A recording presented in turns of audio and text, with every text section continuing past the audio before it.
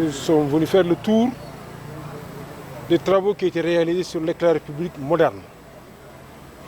Comme vous le savez, dans une ville, il y a un éclairage standard qui est beaucoup plus dans les quartiers, mais nous avons aussi un éclairage moderne qui est dans les grandes artères, dans la plupart des routes principales.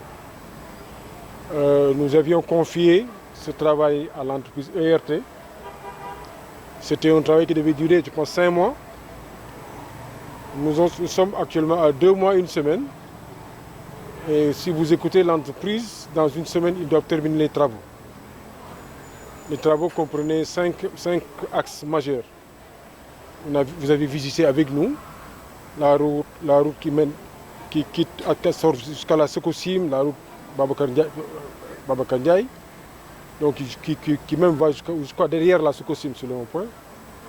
Cheikh Amadou Bamba, notamment tout le tronçon qui n'est pas du solaire, jusqu'à la sortie 10.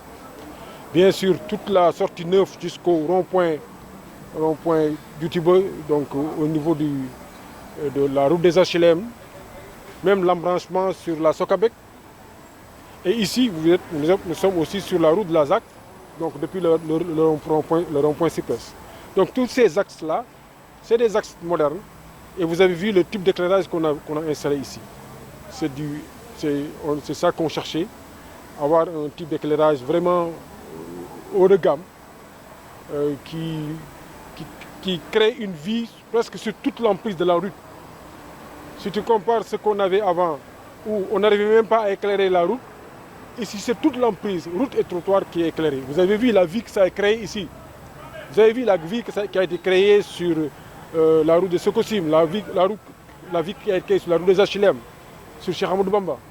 C'est ça qu'on cherchait. Ça veut dire reprendre tout le moderne. Et aujourd'hui, nous avons repris presque autour de 90% du moderne à Rufisque. Mais nous n'allons pas nous arrêter là. Vous savez, durant la visite, on se disait ce qu'on devait compléter, ce qu'on devait renforcer.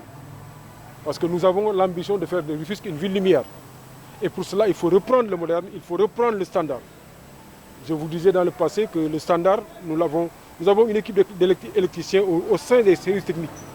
Et qui depuis 1 an sont en train de travailler sur le standard. Et qui continuent à travailler sur le standard.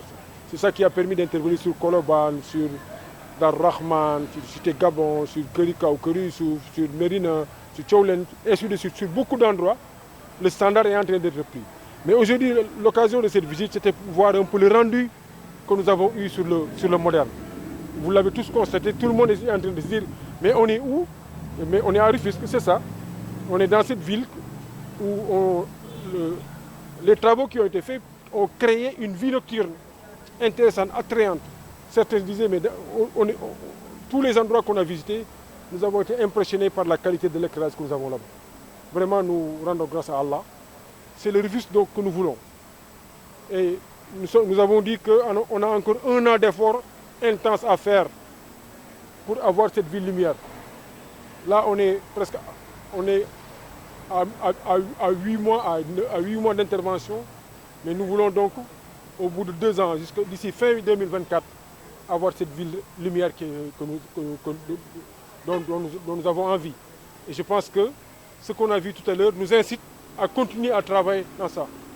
Quand on démarrait ce type d'éclairage sur le moderne, on nous dit, est-ce que ce n'est pas trop ambitieux? Non, ce n'est pas trop ambitieux.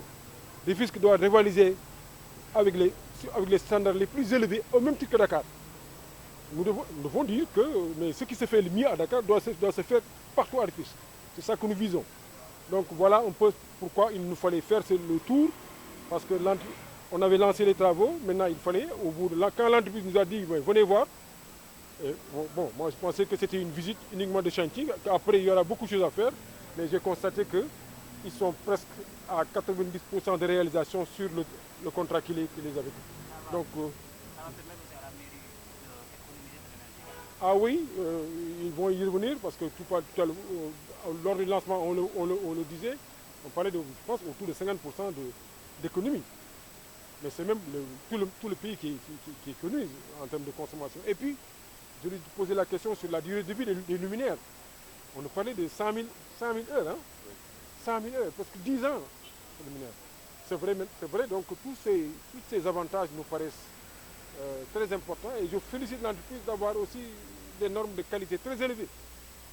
Bon, vous avez vu, souvent, il nous a fallu changer des candélabres, vous avez vu les alignements, harmoniser tout, mais vraiment, vraiment c'est le refus dont nous rêvons tous.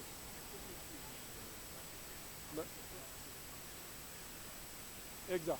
En relation avec eux, comme on se disait, on va bien regarder la question de la protection des candélabres.